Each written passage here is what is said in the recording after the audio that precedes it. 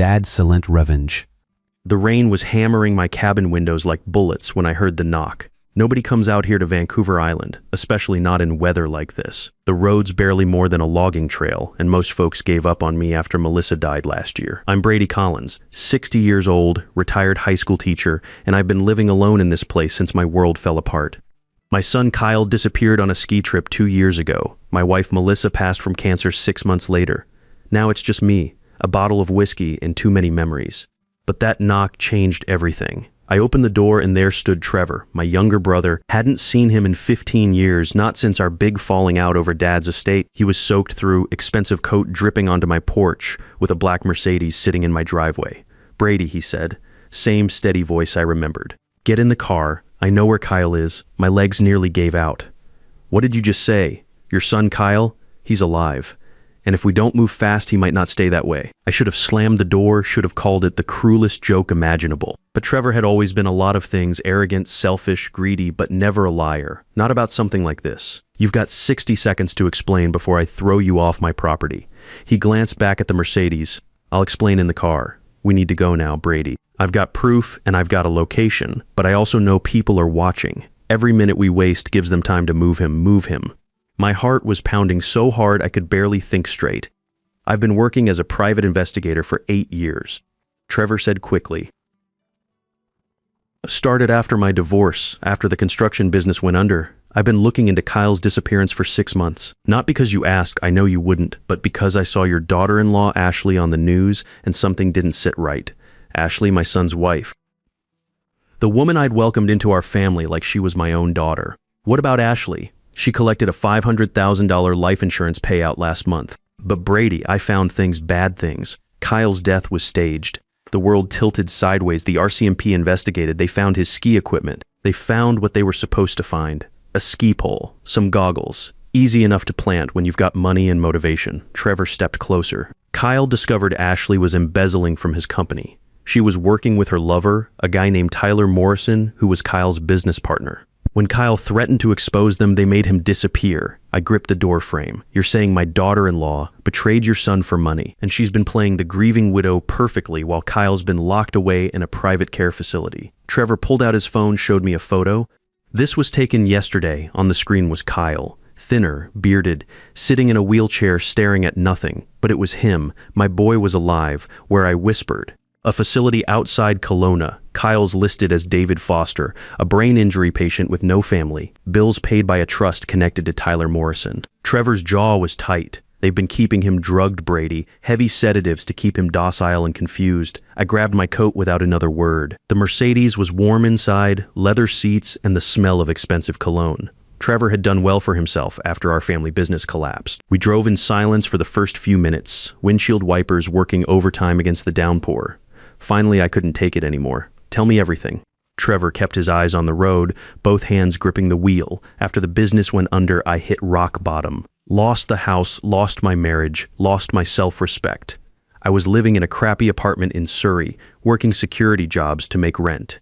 Skip the life story. Get to Kyle, right? 6 months ago, I saw Ashley on TV at some charity event. She was giving this speech about grief and loss, looking every inch the tragic widow. The whole performance made me sick. But I remembered Tyler Morrison from years back. He'd tried to screw me on a construction contract. Dirty even then, rumors of kickbacks and bribes. Trevor reached into the center console, pulled out a thick manila envelope, and tossed it in my lap. "Open it." Inside were bank statements, printed emails, photographs, offshore accounts in the Cayman Islands, wire transfers from Kyle's company, MJT Technologies, to shell corporations in Panama. Dates going back 2 years, all before Kyle's disappearance. Tyler was embezzling through fake vendor contracts, Trevor explained. Ashley had access to the company accounts as Kyle's wife and as head of finance. They'd been skimming money for months before Kyle noticed the irregularities. I held up one of the emails. It was from Kyle's company address dated 3 days before his disappearance. Subject line, financial audit required minus urgent discrepancies found. Kyle was going to expose them, I said, and they couldn't let that happen. But here's the thing about making someone disappear in the mountains. It's risky. Bodies have a way of turning up and questions get asked. So instead of killing him outright, they did something else. Trevor pulled up another photo on his phone. Kyle in what looked like a hospital room, staring blankly at the ceiling. His eyes were vacant, drugged, nothing like the sharp, intelligent man who'd built a successful tech company from nothing. They've been keeping him alive but heavily sedated. Trevor continued. The facility staff think he's a legitimate brain injury patient named David Foster. They're not part of the conspiracy, just doing their jobs. But the doctor managing his care, Dr. Wade Peterson, he's been ensuring Kyle never becomes lucid enough to remember who he is or try to escape. My hands were shaking as I stared at the photo. Those bastards. They destroyed my family for money. I know you want to kill them, Brady. I would too. But we're going to destroy them the right way, with evidence, prosecutors, and prison cells.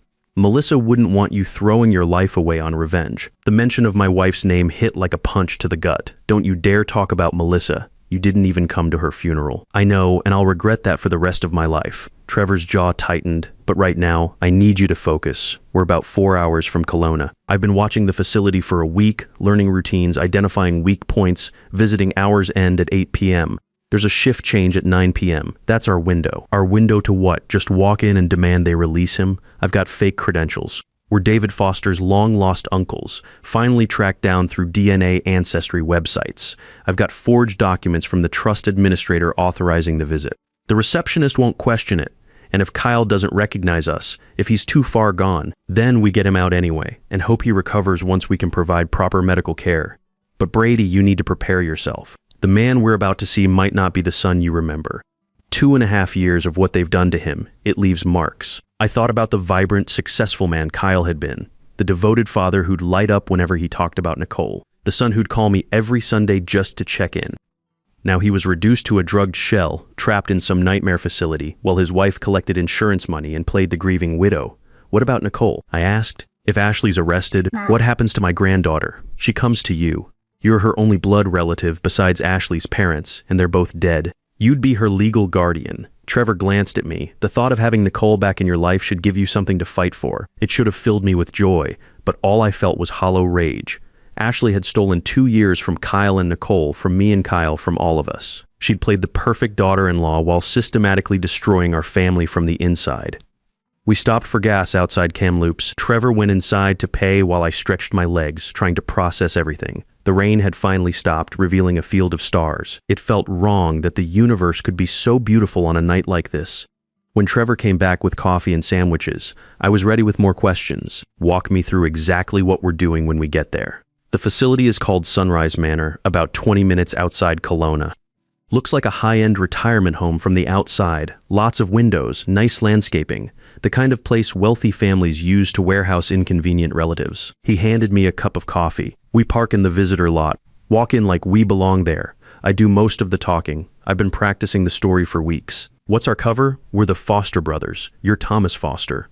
I'm Robert Foster. Our nephew David was in a hiking accident 2 years ago, lost his memory, and we've been searching for him ever since through ancestry DNA testing. We just got a hit through the facility's database search. We're emotional, grateful, maybe a little overwhelmed, and the paperwork Trevor patted his jacket pocket. Trust authorization, DNA test results, even fake driver's licenses with the Foster names. I've got contacts in the document business, learned that in my PI work.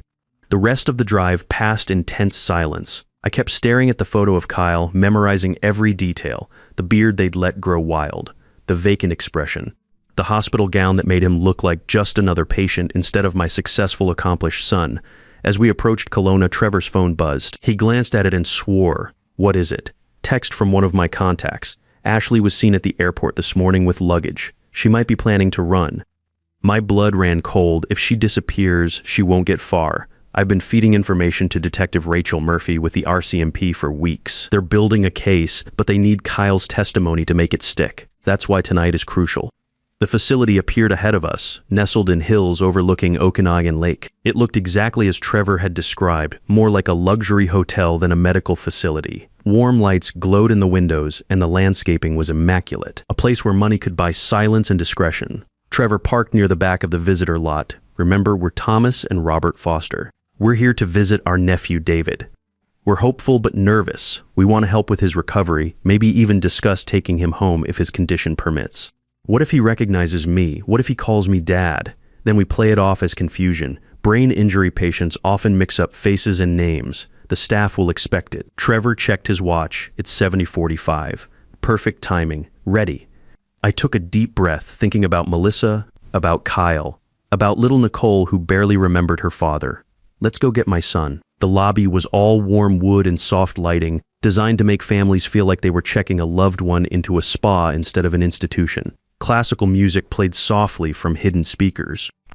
A young woman behind the reception desk looked up as we approached, her professional smile faltering slightly when she saw our tense expressions. "Good evening," Trevor said, his voice perfectly calm. "We're here to see David Foster. I'm Robert Foster. This is my brother Thomas. We've traveled quite a distance." Trevor slid the forged documents across the reception desk with practiced ease. "We've been searching for David through ancestry DNA testing for months. When we finally got a match through the facility database, we knew we had to come right away." The receptionist, whose name tag read Jennifer, examined the paperwork carefully. She typed something into her computer, frowned slightly, then looked up with renewed warmth. "Of course, Mr. Foster. How wonderful that you found each other after all this time. David should still be in the common room, though I should mention visiting hours end in about 30 minutes. We understand completely," Trevor replied. "We're just so grateful for any time we can have with him. We've waited so long for this moment." She led us down a hallway that smelled of industrial cleaner and overcooked vegetables. Through open doorways, I glimpsed other residents, elderly people in wheelchairs, middle-aged men and women staring at television screens, the forgotten debris of lives interrupted by injury, illness, and family abandonment. Melissa had spent her final weeks in a place not unlike this. I'd hated every minute of it. "David is one of our quieter residents," Jennifer explained as we walked. "The head trauma affected his memory significantly. He doesn't remember much from before his accident, and he can get confused about people and places. Dr. Peterson says it's common with his type of injury." I wanted to grab her by the shoulders and tell her that David was my son Kyle, that there'd been no hiking accident, that everything she believed about him was a lie. Instead, I nodded sympathetically and kept walking. The common room was larger than I'd expected, filled with mismatched furniture and a large-screen TV playing some nature documentary about whales. Maybe a dozen residents were scattered around the space, some watching the screen, others lost in private worlds that no one else could access. And there, in a wheelchair positioned by the window overlooking the darkening lake, was Kyle. He was thinner than in Trevor's photograph, his face gaunt beneath a scraggly brown beard. He wore gray sweatpants and a faded blue t-shirt, with white hospital slippers on his feet. His hands lay motionless in his lap, and his eyes, God, his eyes were empty, staring at that nature documentary like it held the secrets of the universe, but seeing absolutely nothing. My chest felt like it was caving in.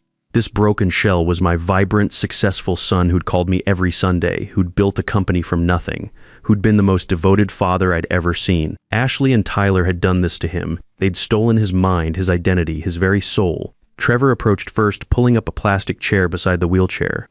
"David," he said softly, "my name is Robert. This is my brother Thomas. We're your uncles. We've been looking for you for a very long time." Kyle's eyes drifted slowly from the TV screen to Trevor's face, the movement sluggish like he was moving underwater. There was no recognition there, no spark of understanding, just a vague chemical placidity that made my stomach turn. "David," Trevor tried again, his voice gentle but insistent. "Do you remember us at all? We're family, I don't." Kyle's voice was thick, slurred by whatever cocktail of drugs they'd been pumping into him. "Don't remember anything from before here. The doctors say I had an accident, hit my head on rocks while hiking." He blinked slowly, struggling to focus. "Are you really my family?" I couldn't help myself. Despite every warning Trevor had given me, despite the need to maintain our cover, I knelt down beside Kyle's wheelchair and took his hand in mine. It was limp, unresponsive, but it was still my son's hand. "Kyle," I whispered, barely audible. "It's Dad. I'm here. I've been looking for you everywhere." For just a moment, maybe I imagined it. Maybe it was wishful thinking. Something flickered in his eyes. A ghost of recognition there, and gone so fast I might have dreamed it. His fingers twitched slightly in my grip, "Dad." The word came out as barely a breath. Then his face contorted with confusion and what looked like pain. "No, I don't. They said I don't have family. Dr. Peterson said nobody was looking for me. He said I was alone." "They lied to you, son," I said, tears streaming down my face now. "They've been lying to you for 2 years, but I'm going to get you out of here. I promise you that, Thomas." Trevor's voice was tight with warning. "Someone's coming."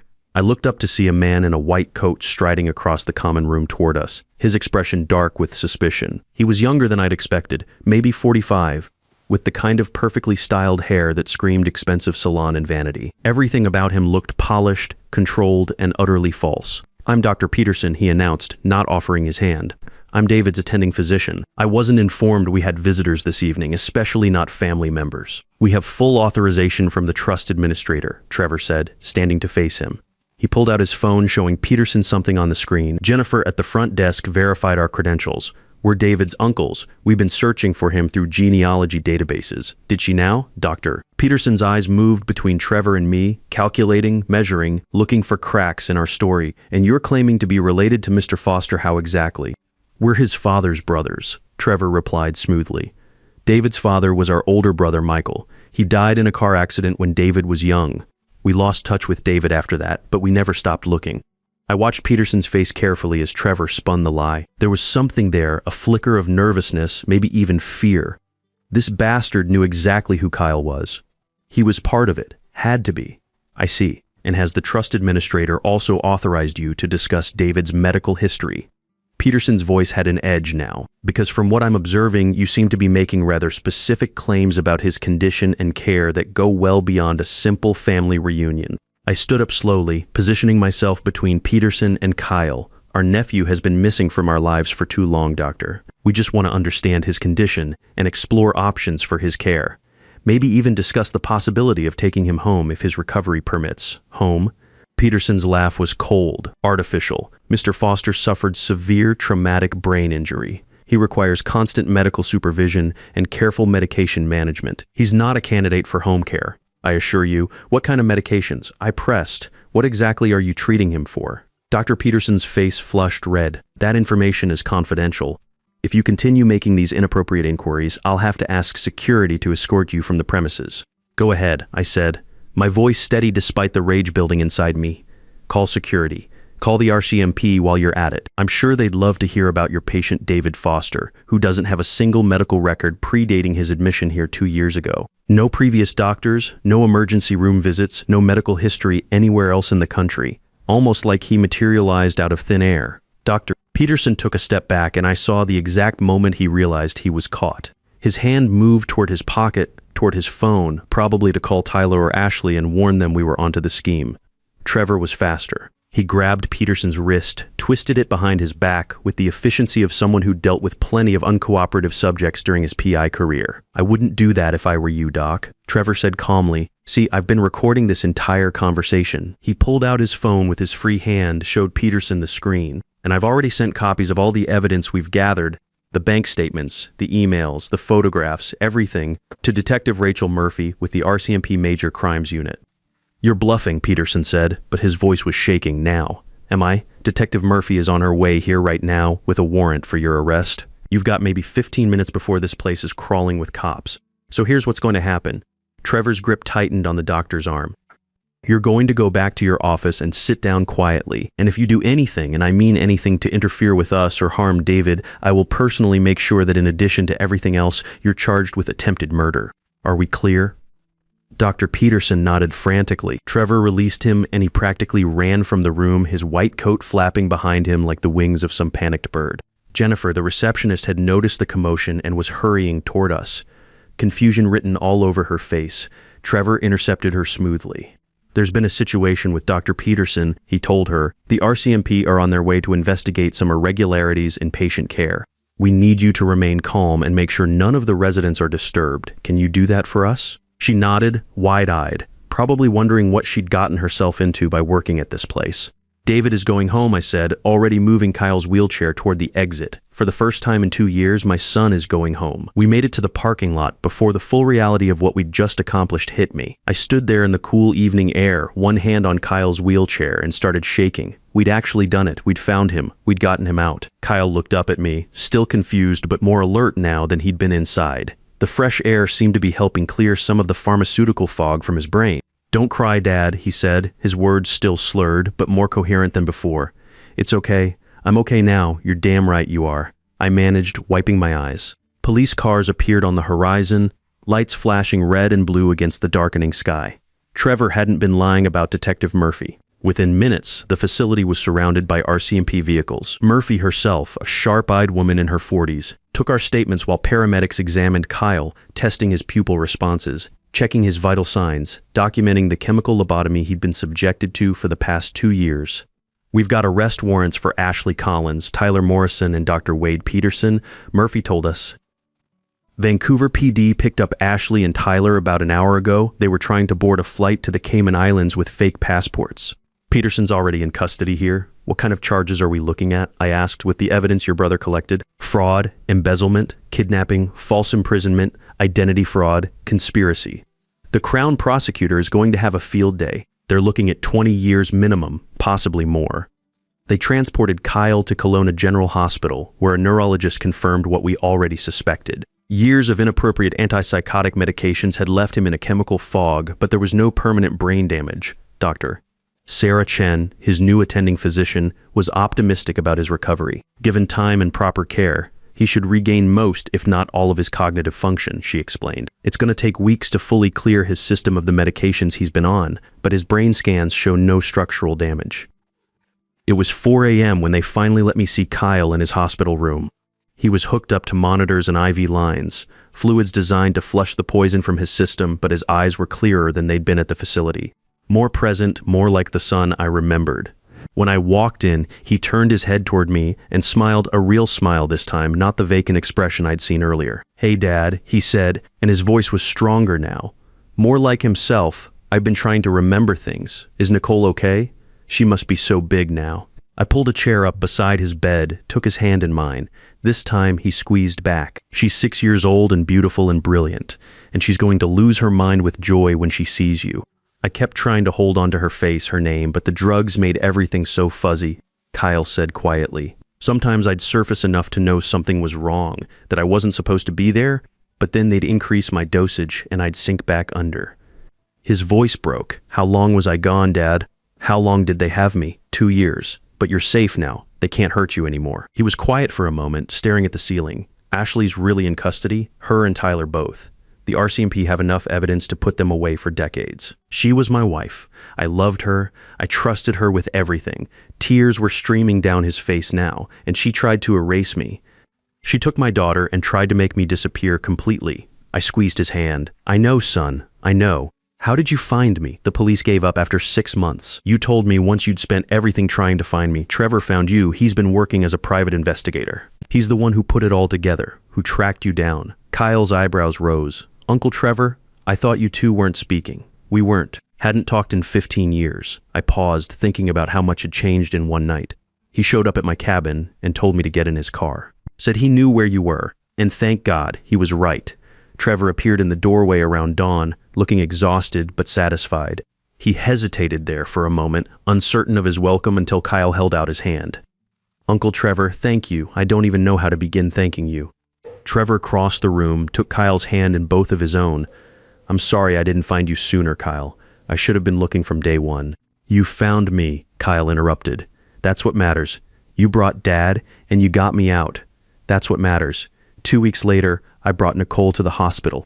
She'd been staying with me on Vancouver Island since Ashley's arrest, slowly adjusting to the truth about her father with the help of a family therapist Detective Murphy had recommended. She gripped my hand tight as we walked down the hospital corridor, her small face pale with nervousness. "What if he doesn't remember me, Grandpa?" "He remembers you, sweetheart. He never stopped remembering you."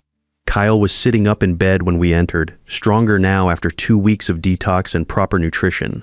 The doctor said he'd make a full recovery, though the psychological scars would take longer to heal.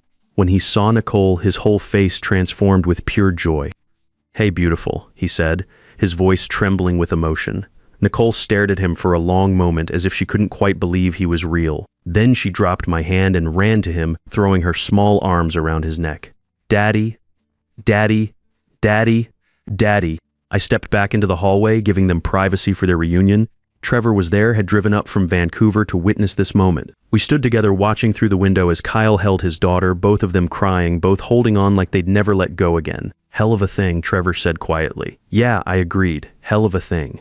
Ashley and Tyler were denied bail. Their trial was scheduled for the following year. Dr. Peterson accepted a plea deal in exchange for testifying against them. The facility was shut down permanently, with other patients transferred to legitimate care facilities. Kyle moved in with Nicole and me on Vancouver Island while he continued his recovery. Some days were harder than others, nightmares, moments of confusion, flashes of anger at what had been stolen from him, but slowly, gradually, he came back to himself.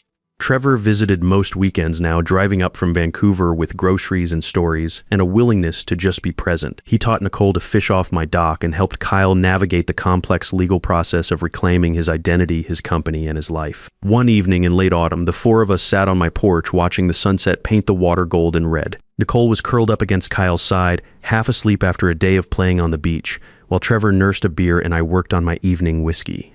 "I've been thinking about what I want to do next," Kyle said. "I spent 2 years having my life stolen from me. I don't want to waste another minute. I want to help people, others who've been wrongfully committed or whose families have hidden them away or who've just fallen through the cracks of the system. I've got contacts in the investigation world." Trevor offered people who specialize in missing persons, wrongful commitments. "If you're serious about this, I could make some introductions. I'm serious. I've never been more serious about anything in my life."